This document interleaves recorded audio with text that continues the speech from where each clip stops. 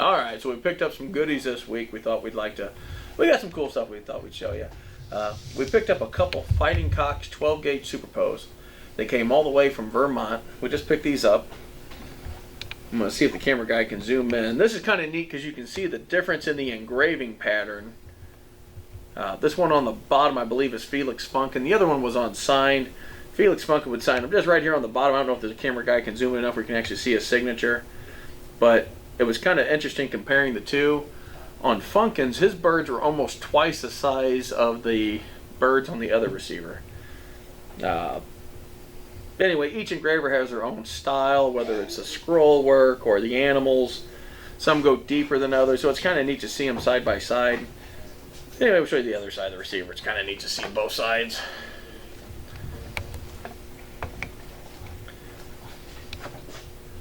Let's see if you can actually get where you can see a good close view of them. Kind of neat to see two of them side by side so you can really see the differences between the two. We noticed that there was more details on the birds on one, on the other, especially the birds in the background. But it's fun to see the two of them side by side. Now this one obviously had a major stock repair that we're working on. This one here was the one that was unsigned, and it was this one here was a Felix Funkin. And he actually did double sign this. You got a signature here on the bottom and a signature on the other side. Of course, Felix Funkin, he's known amongst the Browning world because he founded the engraving school for FN. So, kind of neat to see some of his work in here. Alright, walking around a gun show at the Lamborghini Center here a few months back. We picked this one up. It's a Colt 1903. We bought it for restoration just because it's rough and it'll clean up, makes a good before and after picture. The other thing is what caught my eye, I'm a sucker for this stuff. The serial number is 11111. It's all ones. We call it the one gun around here. Anyway, it's kind of neat to see one like this. I kind of like the old Colts.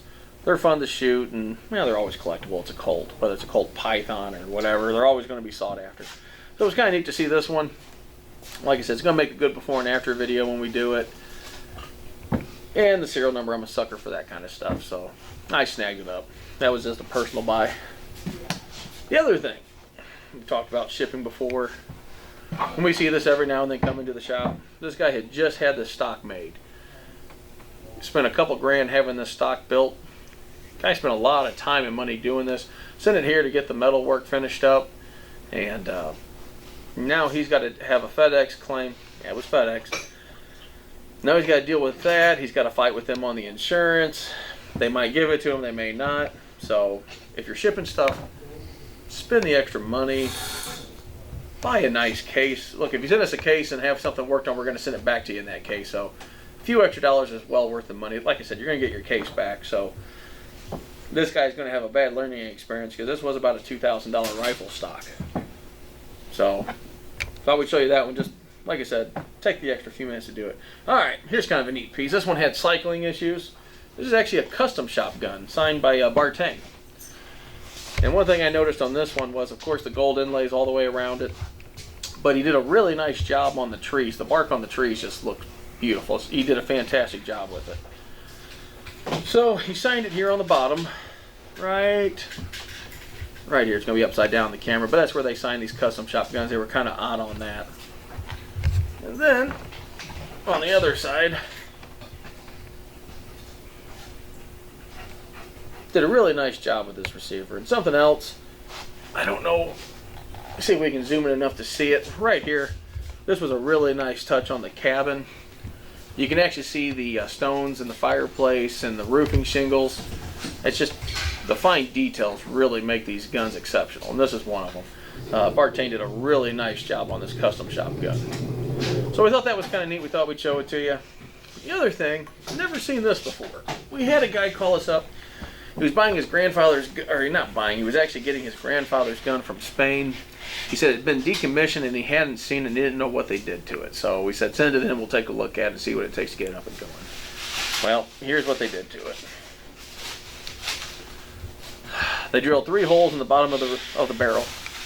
And you can't weld these up because you can't change, when you heat metal up to weld it, you change the tempering in the metal. It can make the gun unsafe to shoot. So he's got to buy a new barrel. There's no way around that. The barrel's toast on this thing. So in fact, I tried calling the man the other day, let him know what was going on, and I'm waiting to hear back from him. But anyway, so the 3 holes in the barrel, this barrel's toast. The only thing good on it, we'll pull off the barrel extension, we'll pull off the bead just because we'll try to salvage what we can. On the receiver,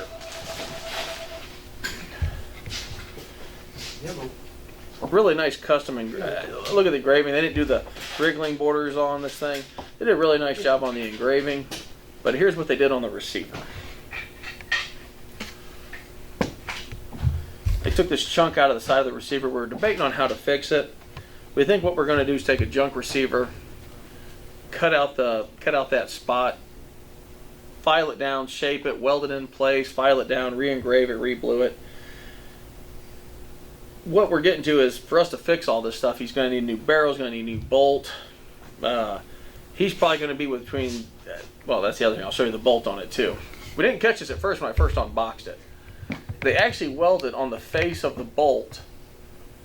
So we're going to have to replace the bolt. We don't know if the firing pin needs to be replaced or not. We'll find out soon enough when we take it apart.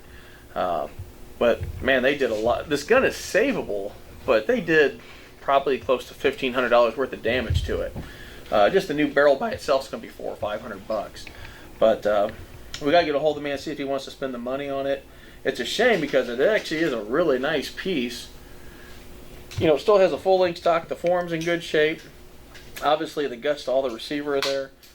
But it's going to take a ton of work to save this thing, and we just want to see if he wants to spend the money or not. But anyway, kind of a shame they did that, but how they decommissioned it. Anyway, that's the kind of stuff that we got in here recently. Thought it'd be kind of fun to show you. Anything else, give us a phone call, and thanks for watching.